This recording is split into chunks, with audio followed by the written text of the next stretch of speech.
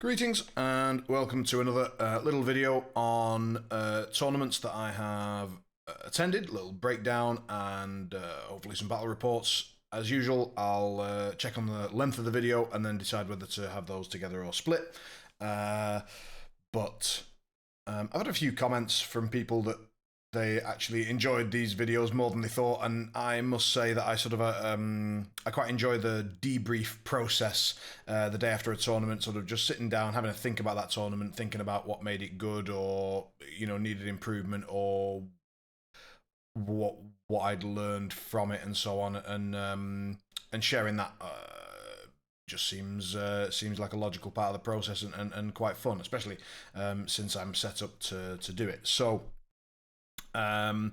which tournament am I talking about? Right, well, we had one of our sort of local tournaments, but with a little twist on it, in Prague. So for those that don't know, I'm based in Brno in the Czech Republic, and Prague is one of our sort of local metas when it comes to tournaments. It's about 3-hour drive, a bit less. And depending on traffic, and so we were heading over there. Now, this was quite a small tournament in the sense that we had, I think, at one stage 12 people registered. We had maybe even 3 people drop out last minute, some health stuff, some family stuff, and so on. So then the tournament organizer also very kindly dropped to bring the numbers to even and avoid any sort of buys, which can really suck when you've got people traveling to get there. We had 2 players from Bratislava, 1 player from the north of the Czech Republic, and 3 of us from Brno, and I think 1 from near Prague, and so on. So yeah, that's enough on that. Right, couple of things. One is the Longshanks friend list thing. So I really should have learned to put my locals in my friends list on Longshanks, because apparently there is a great little functionality where you can avoid your mates in round 1. Didn't do that. Hit one of my mates from Brno immediately, and spoiler alert, hit the other one in round 2. So didn't really need to drive to Prague to play those games, but it doesn't matter. It was great fun, and we had a good one nonetheless. Comment on the tables. I always think it's good to sort of bring those up. You could tell, like, a lot of this will be, you've got to keep in mind that this is a local, recurring, smaller tournament, so it's not like a big, nationals event with a lot of international players coming. It's a lot of guys that have played each other quite a lot, and do so regularly. So with that in mind, the tables were fairly clearly set up in a way which was easy and quick to do, while still trying to make sure that there was a good amount of terrain on the tables. But you could tell that it was also organized in a way where it's easy to tidy up again at the end. Quick to put out, easy to tidy up. Lots of terrain on the tables if possible.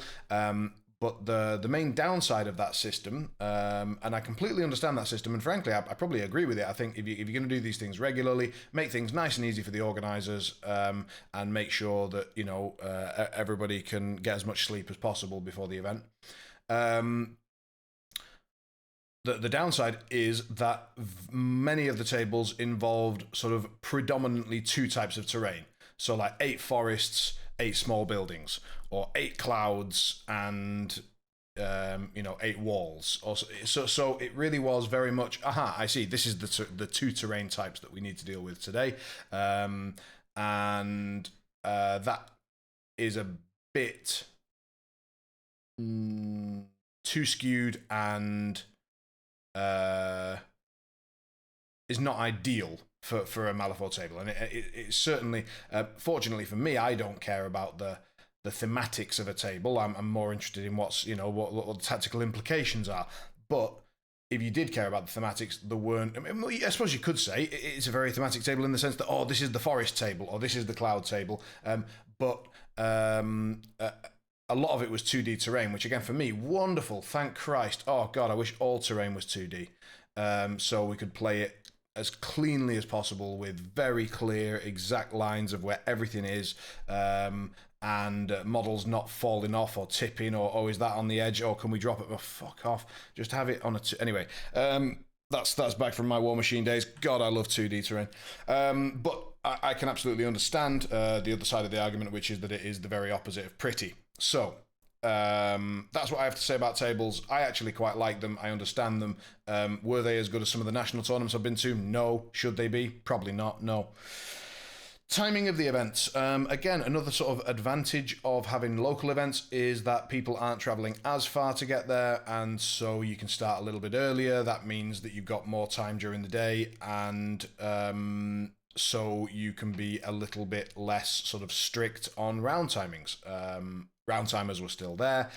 We play with 1 hour 15 on the clocks for each player, plus a bit of time to set up, and that time to set up was relatively lenient. And that's all possible because, as I say, we had more time overall during the day, and that's just an advantage of a local tournament. The TO was prompt with sort of letting us know, right guys, we want you to start your clocks at this time. Right guys, you've got a few minutes left before we start the clocks, and then just coming around, keeping an eye on round timers and so on. Nothing too strict, nothing too much to worry about. And that all went well. Food was the standard system for that venue, which is that we just simply, TO comes around with his application doing a takeaway order, and everybody bobs a pizza in, and then the pizzas arrive, and when they do, we all just pause the clocks. The round timer is unofficially paused. Everybody eats some pizza, and then we get back to the games. That means that the lunch break is incredibly short compared to if you actually say, right guys, everybody go and do what you want for food, go and find some food outside the venue or whatever. You need an hour for that, or maybe 45 minutes, whereas just pizza arrives mid-game, and then everybody pauses, eats the pizza. It takes 10-15 minutes, so again, you gain a lot of time that can then be allowed to have a very relaxed schedule during the day. So I like that system. I can absolutely understand that if you had dietary restrictions, or you just don't like pizza, or whatever, maybe there's another reason why you don't like that system, but for me it's ideal because I don't really care about food necessarily. I just want to eat something and then get back to the game. So that was great. Right, I think that's it for the event. Overall, I think it was great. No, that's not it for the event. I'm lying out my ass. Right, so next order of business. This was a slightly special version of a local tournament because the organisers from Brno, Prague, and Bratislava had sort of put their heads together, as well as I think Olomouc. And they've got an event coming up soon as well. Those 4 organisers, I want to say, I'm going off notes here, but I put together a league system. It was something that was discussed in the Czech community, that we wanted something to sort of link our local tournaments together, sort of make them have a little bit more of a welcoming feel, and to give all players something to aim for. So we've got a fairly stacked meta with some very good players around the top, and then we've got a few casual players who do regularly make it. Some of the locals from Prague haven't been playing for as long and don't get the chance to play as often. And so, some of those games can be pretty one-sided in terms of results. So it's trying to find, and the same is true in each of the metas. So Bratislava has 2 standout players at the top, and then a lot more casual players going down the ladder, as it were. So you need no, you don't need, but it was decided to try to provide other aims for people. So they created a sort of league system, scoring some points for turning up to tournaments. Each tournament that you arrive at that's in another city than your own. If you attend all the tournaments during the league period, I don't know, fuck it. what were the other ones? Win a tournament, something like that. I think win one was one. So that was the more sort of attendance and competitive side. Then you got the fluff side. So, for example, if you offer your opponent a choice of masters and they get to pick one of the 2 or 3 masters that you offer them. If you cosplay one of the masters that you play, I mean, fuck me, not in a million years, but I mean, you know, it gives people some options. What was the other one? Play a single crew, so every model for model needs to be the same. Play the same crew every round for a tournament. All the usual, you know, all these little sort of Iron Scorpius type things, but just lots more of them, and quite well thought out, with a little sort of player sheet that you can then you hand in at the end of the tournament, and it'll be taken to the next event, so you can sort of track your progress. And if you for example, let's say you lose round 1, you know you're not going to win the tournament, but you still want some sort of aims, you can go, oh well, I've lost round 1, I've been knocked out, that sucks, but let's have a look at this cheat sheet and see what we got. You know, what can we go for? Maybe I'll offer my opponent some master choices, why the hell not? Maybe get an interesting game out of that.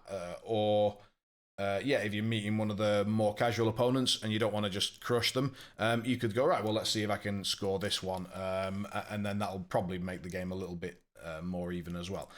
Not the I don't think the goal of the system was to make every game even. That's not the idea at all. It was more to make sure that there were more goals than just winning the tournament, and to provide a bit of fun on the side, and also track, you know, even from just a pure tournament winner perspective, it was to track progress across the cities that we play in regularly. So I like that. I thought it was really nicely done. One of the guys had even created little badges. Have I got one of those handy? No. But little badges with the Bat Time Stories, which was the name of the league, on it, and a little picture. I think it's Teddy, you know, the Neverborn fella. It was a very cool little addition. I like that. It's not. I don't think it's aimed at me necessarily, in the sense that I'm just going to keep trying to play to win, and I don't really care about the side quests. But I could absolutely understand that lots of people would, and that it was a lot of fun, and that a lot of effort went into thinking about it, and I really appreciate it. Okay. Battle reports. I've done that reasonably quickly, so we can go straight into battle reports. I'll put them all together in one video. Round 1 against my local guild player. We've been training a fair amount recently, or I say training, you know, playing, but I think both of us are very tournament-minded, so it is sort of training. And we had a very recent game, I think it was last week, where I played Lin 2 into his Dashel 1. He's been training Dashel a little bit recently. He's sort of one of many Guild Super Friends players where you can expect 2 lawyers, 1 steward, 1 pale rider in every list, regardless of master. And recently he's been adding in 1 or 2 rocketeers, usually 2, into almost every list, and that is pretty much 50 points. So in other words, the only thing that really changes is the master and maybe 1 other model. Which kind of makes sense. That's how Guild are structured. So if you think, I play 10 Thunders, and in 10 Thunders we've got a lot of counter-tech, you know, so we sort of look at what the opponent's likely to do, and we've got lots of options to deal with that. That's I would say, the identity of Thunders, along with having some, you know, particularly decent crews and good models. I think Thunders are in a really strong, good place at the minute.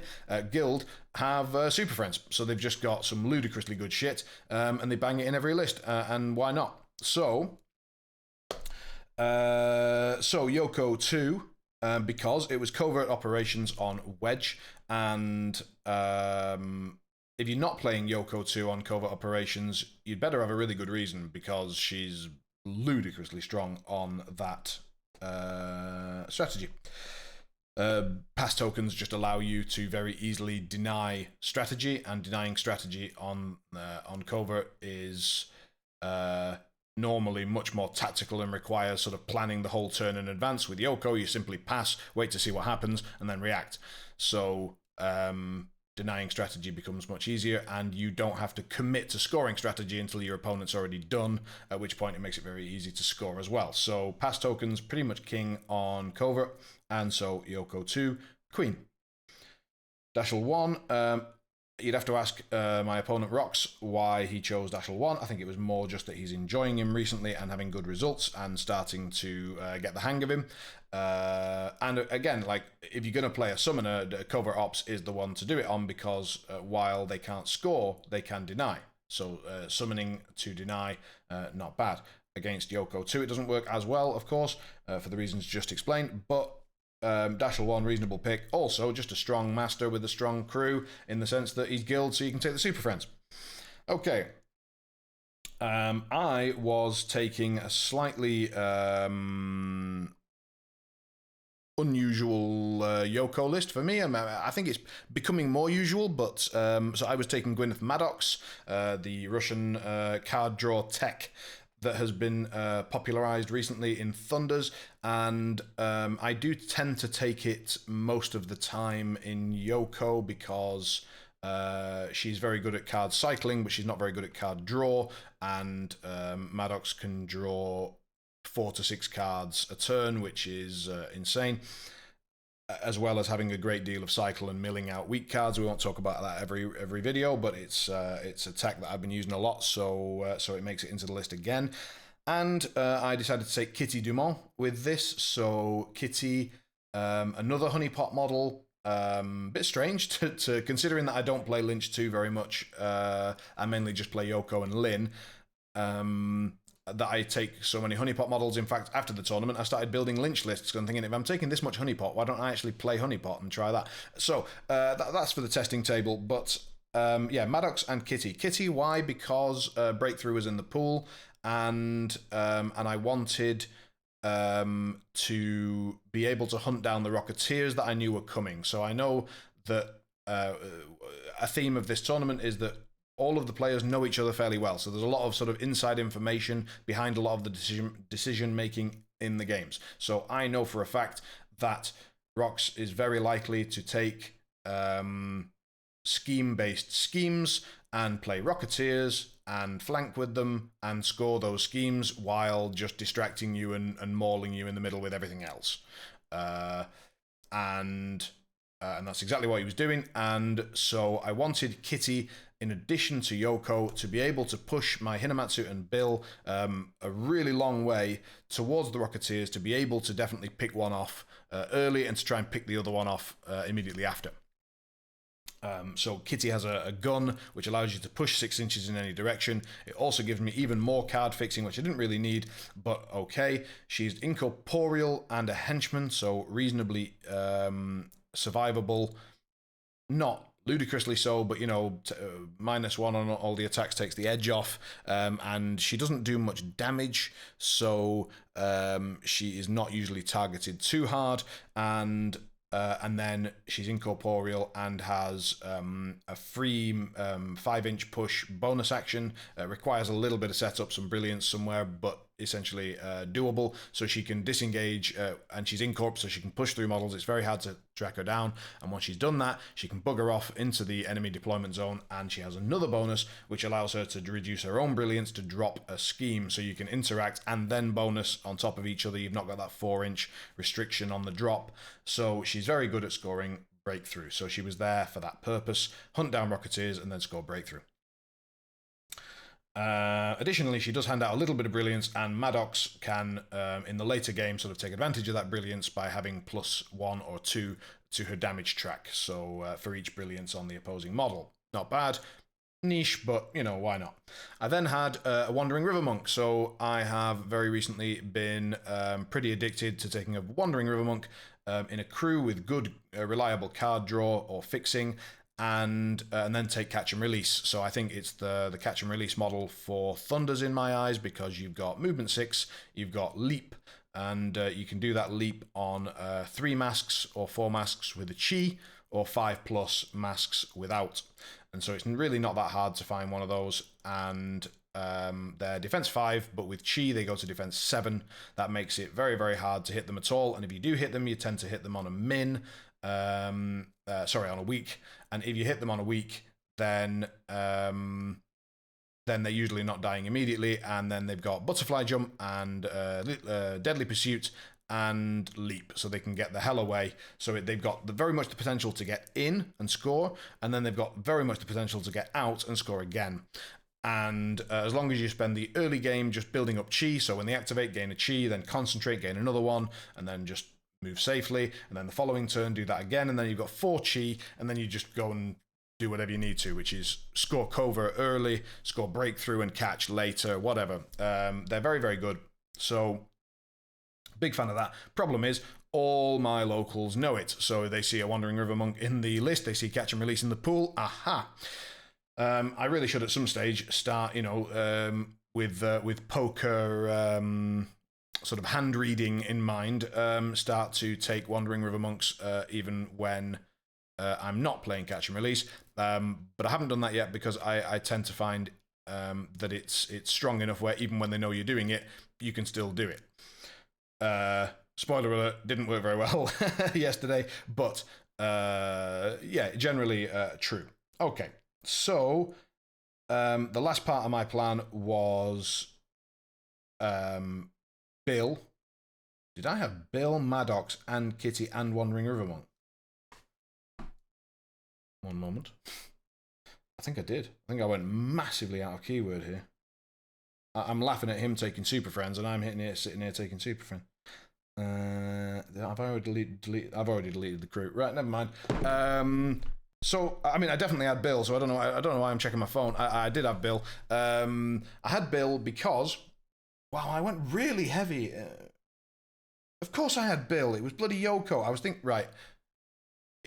I'm not going to bother editing that out. You can just see me, as a confused old man worrying myself. Right, I had Bill because it's Yoko, and of course you have Bill. Right. Why did I have Bill? Well, because it's Yoko and he's amazing. But the other reason was because the scheme pool was very schemy. So there was spread them out. There was a breakthrough. There was there even like set the trap or something? There was a lot of very schemy schemes. And again, I'm aware of my opponent, so I know he's very likely to take them and take Rocketeers to score them. Right. And also summon mounted guards or whatever, and then just send them off into the corners and drop schemes. But I haven't used the Debt of Gratitude trigger, which is on Bill's Heroic Intervention, and is a crow trigger, and is unresisted, which is insanely powerful, which says you must remove a scheme marker from somewhere on the map, anywhere, and if you cannot, you take 2 damage. Normally, that's good because people don't know about it necessarily, they don't put schemes down for no reason, and in the early game, you can therefore make them take 2 damage, and then smack them for another 3 or 4, or even 5. So Bill can end up being ludicrously like min 7 if you're willing to spend stones, high rams, and a crow for the, if you're willing to spend pretty much your entire hand and your stones at the same time, you can do ludicrous damage if they have no schemes. Later on, the advantage is more the actual scheme removal. So I knew that I wasn't going to be able to prevent him scoring the first point of those schemes. He's going to get them, that's fine. But because I can out-activate him later on, much more so after he's scored schemes, then my leverage kicks in. I've got even more scheme pass tokens. I've got Chio on his side of the board, even more pass tokens. So I knew I could basically go back to playing War Machine and let him play his entire turn, and then I play my entire turn. But on turn 4, I did try to slow him down scoring his schemes, so he scored his schemes in turn 4, and that gave me fast on Bill, because he has unfinished business, which says that when you score a scheme, he heals for 3 and gains fast. So he's now fast, and he's sitting there waiting until the end of the turn, and then at the end of the turn, sort of as a surprise to my opponent, I used Maddox to go and find me a bunch of crows ready for the crow trigger, and then Bill went and did 3 heroic interventions with 3 debts of gratitude, and he had to remove 3 of his scheme markers. That ruined the end scoring of both of his schemes.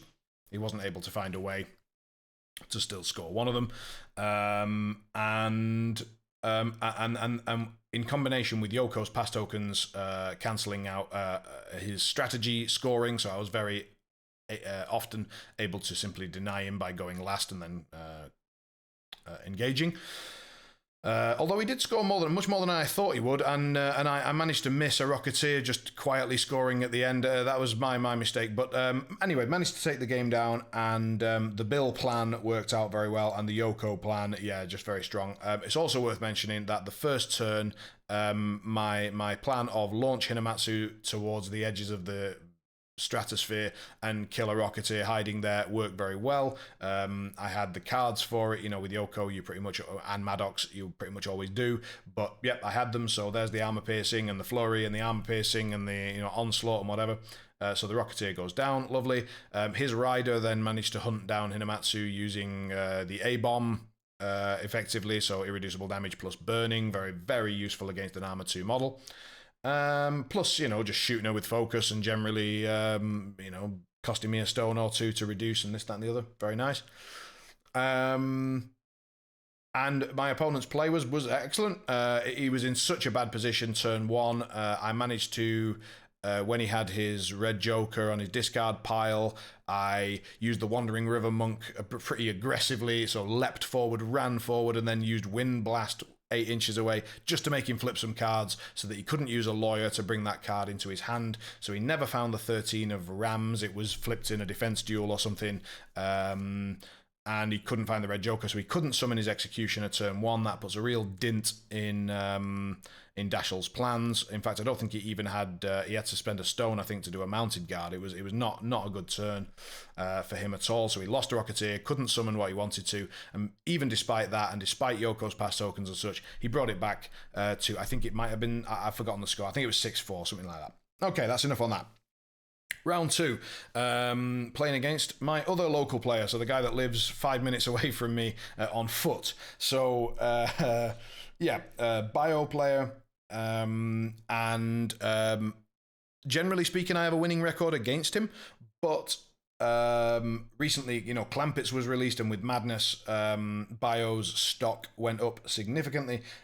Fortunately, he has a tendency to get bored with a list pretty quickly, and so sometimes makes the mistake of not playing Clampets, and then that's a nice easy win. But in this case, the pool was very much Clampets favoured, and he played Clampets 2. So Cursed Objects on standard, and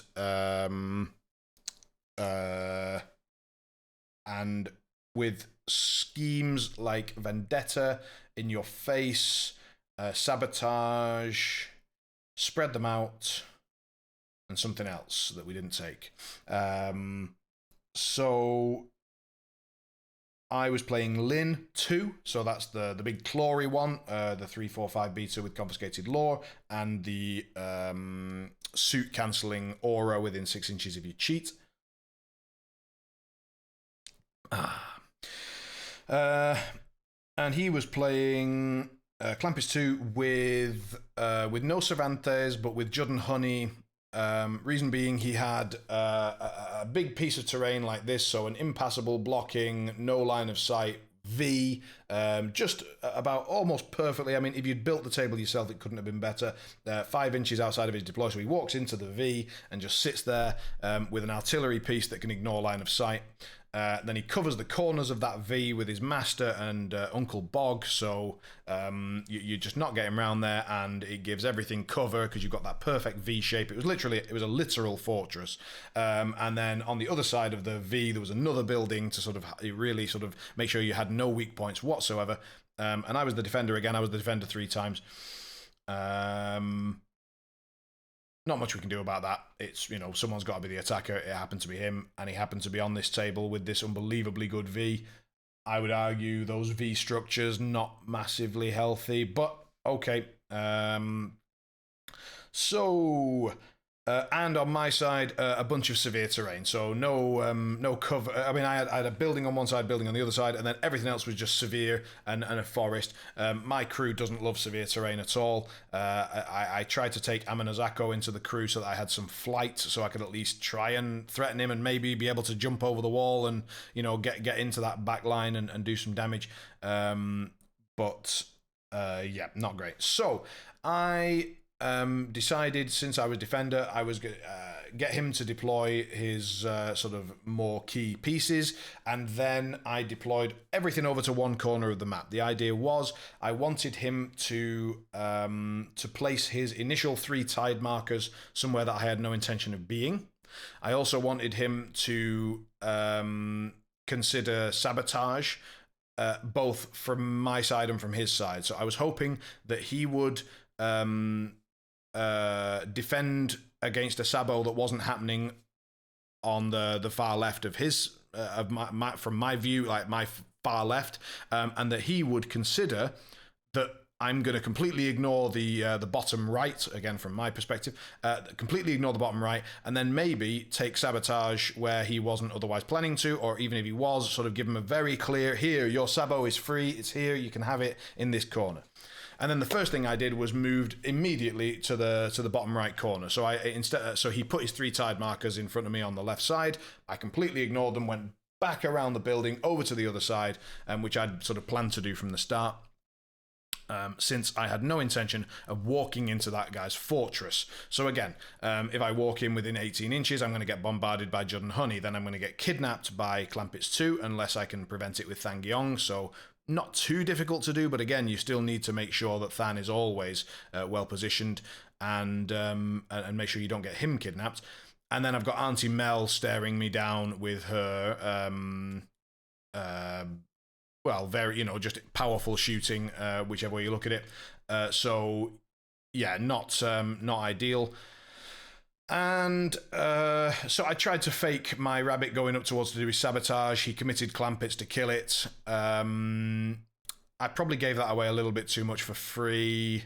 I did sell what I wanted to sell, like could it be spread, could it be sabo, I put that in his mind, but then with the rabbit gone I couldn't really continue that story, so not the best play, and I lost my Arcane Reservoir for that, so not great. I wasn't entirely sure how to play against a full kidnap list. It's something that I've still not worked out, so I have game plans for, like, when things just get very messed up in the middle, I'm very comfortable with that. When things get very, very schemy, as I mentioned in my Polish Nationals video, I'm not so comfortable. So recently I've been focusing very hard on playing, in training games, playing very schemy crews that are not focused on killing at all, so that I can get used to that style, find weaknesses of it, and be able to maybe punish those in my own games, and also to be able to take advantage of them when I want to play that style. It's not my favorite style, but it is effective, and I'll mention it again in round 3.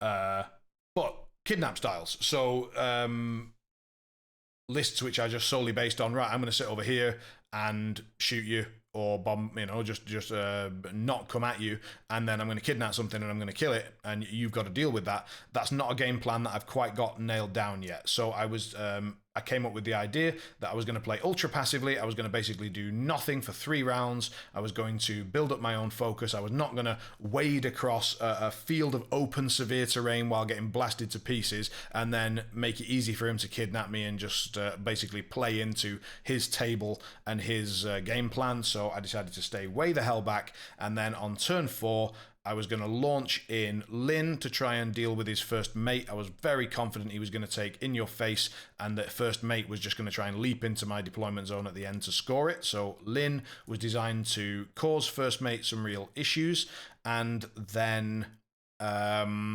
hopefully put the by the book aura near him, so when he tries to leap, if he flips a black joker, any of the 4 1s, any of the 4 2s, so 9 cards, would make that leap fail, because then when he cheats he doesn't have the suit, so he can't leap.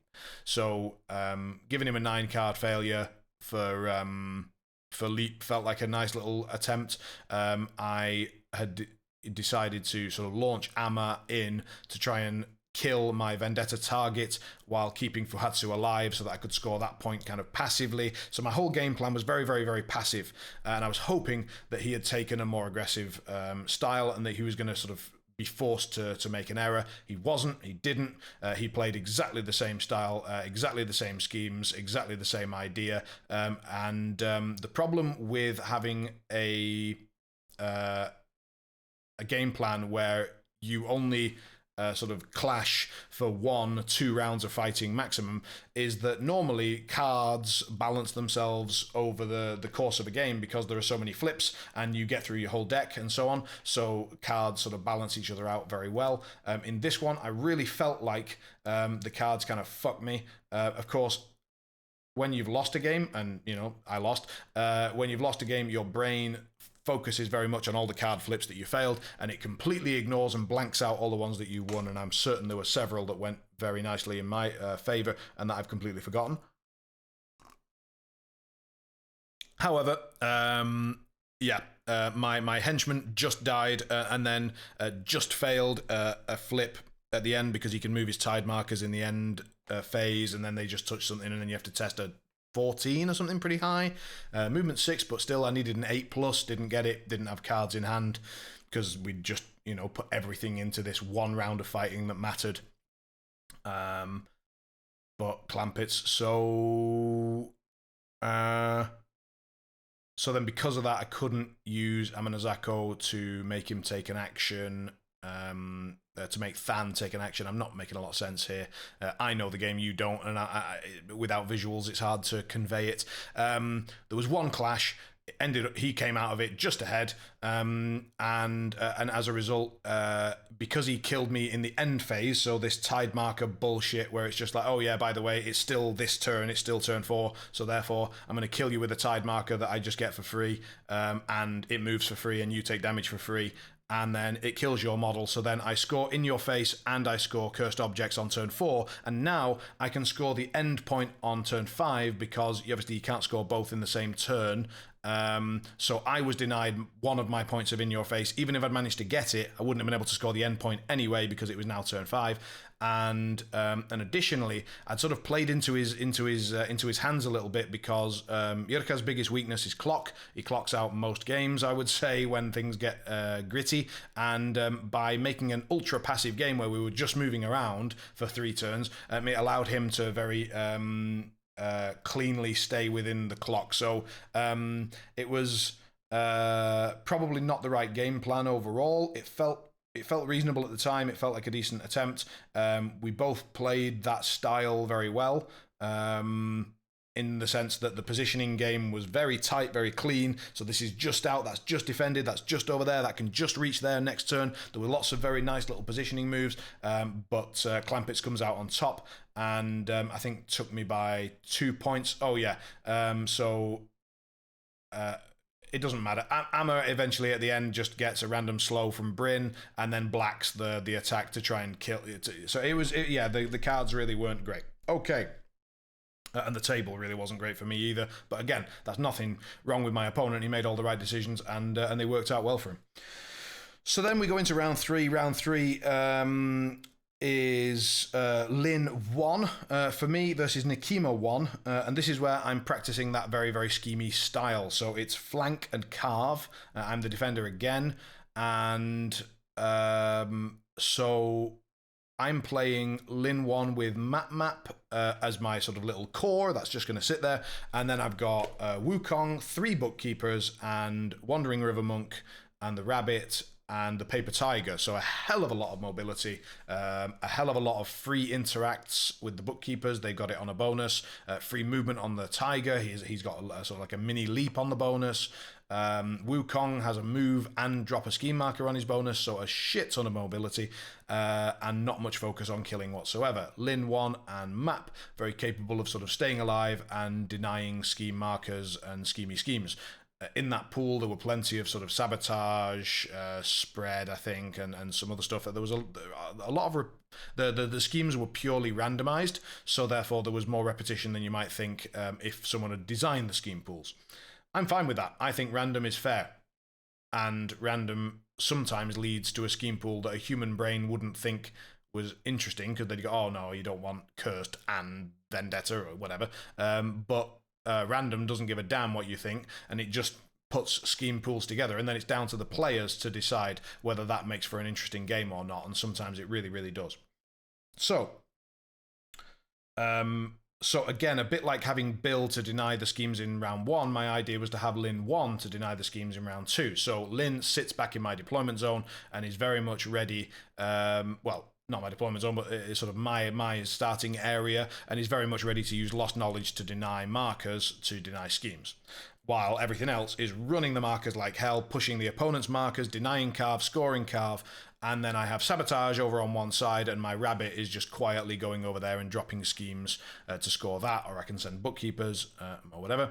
And then I've got the Wandering River Monk with Catch and Release. Again, I forgot to mention, round 1, my Catch and Release Wandering River Monk was damaged early by something, can't remember what. And then as a result of that, I couldn't go anywhere near him because the Pale Rider can just A-bomb him. So even though I can go to defense 7, irreducible, unresisted damage doesn't give a damn.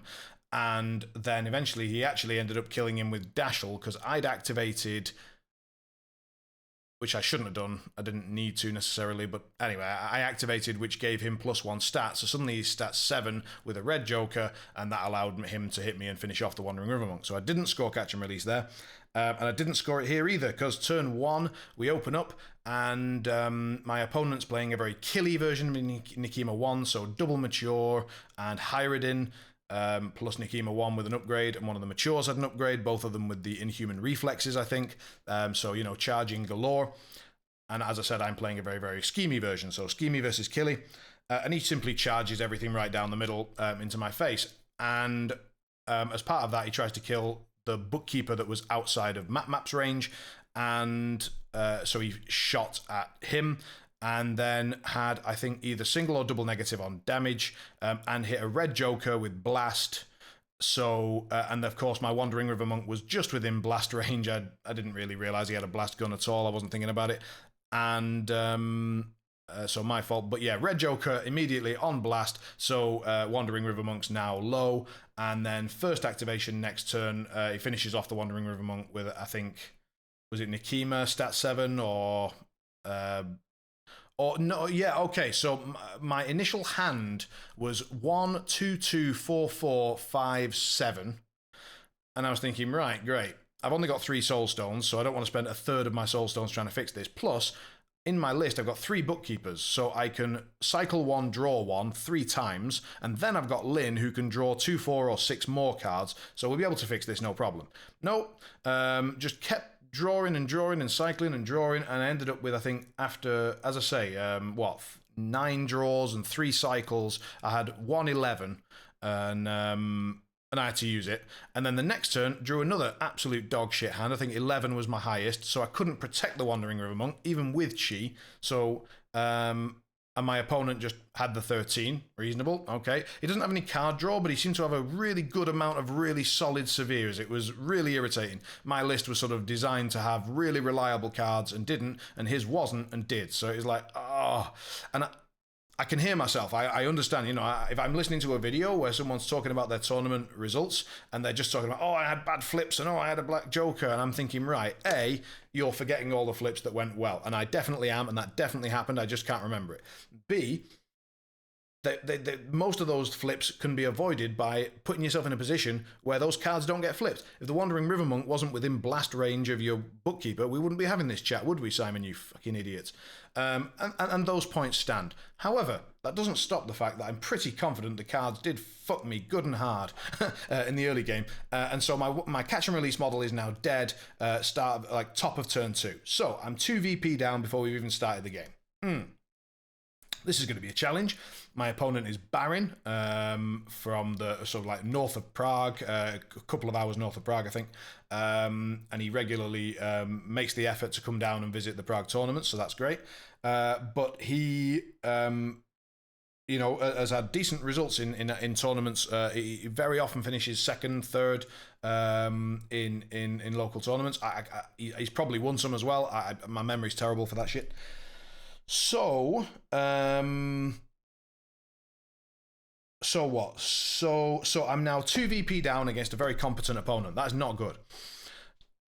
So I decided we need to really lean hard into Carve. If I can score Carve every turn and deny it as many times as possible, maybe I can bring that back. I've got easily enough AP efficiency to try and do that, especially with Lin 1 being able to reactivate a red library model every round. So I'm getting an extra 2 AP plus their bonus, and if that's useful, which it was most of the time, then I've got a chance. So I really lent into that, and I'm really trying to push and deny, and I was able to do that. So I managed to get my markers well into his zone and sort of safely there.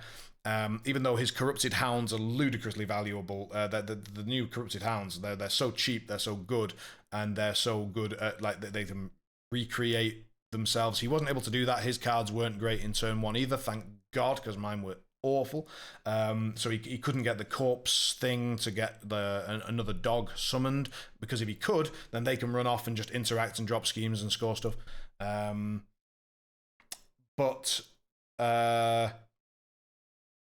Where was I? Yeah, so managed to get my markers over there. So a lot of the game came down to, can I deny his carve?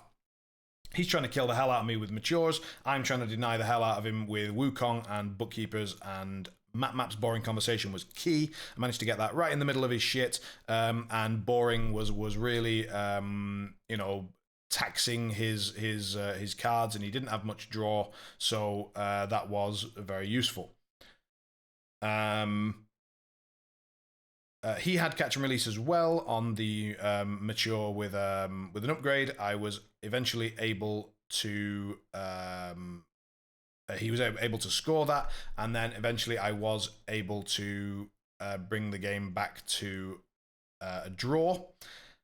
It should have really been a win, because my opponent clocked out in turn 4, and I had I think 5 minutes approximately left. I used it to do the various things I needed to do. So my rabbit went and scored sabotage. He'd already scored the first point, so he goes and scores the second point, nice and easy. My bookkeeper goes and engages the mature Nephilim, so that's catch and release denied. I go and push his carve marker back, so that's denied. Okay, great, done all my stuff. And then my card markers are already in his deployment, so I'm already ready to score all 4 points. But Prague plays with a rule that several methods play with, which is that if you've got 5 minutes or less on the joint clock, then you don't get to play another round. So we didn't get to play another round, so it was 5-5. Should have really been 6-5, and I much prefer it. Having played both systems, and I've played both systems. In Brno, we play that you play to the last second, and your time is your time, it's your resource. But some people really don't like that, because it gets very, oh god, I've got 5 seconds left at the end, and it gets very tight and unclean in some cases. But we are used to it, and we play pretty cleanly, even in those final moments. I think a lot of practice from War Machine with that. Obviously, nobody's perfect, but to a very good degree, I think the games are very clean. However, this was the 5-minute rule, so didn't score the VP, so got the draw, which was still an achievement given how badly the game started, but it did feel like being robbed a bit. It's like, right, well, yeah, okay. Doesn't matter. Again, I can hear that voice in the back of my head that if I was watching someone else making this video, and I'm thinking, right, well, there was a moment in the middle of that game, Simon, where you suddenly had analysis paralysis, and you were looking at your various options, and you were trying to think how to do this perfectly. And if you hadn't done that, and you just picked any one of the 3 good options that you'd come up with, and instead you stopped being a perfectionist prick, then you would have had 5 minutes on the clock at the end, and you could have just hit the clock and won the game, couldn't you, idiot? So play faster. That's the moral of that story. Or don't have that 5-minute rule. I'm not a fan of it. I understand why some people are. It's not something I'm going to get, it's not the hill I'm going to die on. It's not a fight I need to have. You do need to have clocks. That is a hill I will die on. Any tournament without clocks is just nonsense. But having the 5-minute rule, I get it. I understand why some people do it. I don't like it. There you go. Wonderful tournament. In the end, it was one of the guys from Bratislava, the Jackdaw specialist, who managed to one list Jackdaw through the 3 rounds and win the event. and then we all drove home and slept like a baby because it was a hell of a day. Right, that is a longer video than I was hoping for. Sorry, I got rambly in the middle of the reports. I hope you enjoyed it anyway, and I look forward to attending my next event and then bringing you another video. All the best and have a good one. Take care.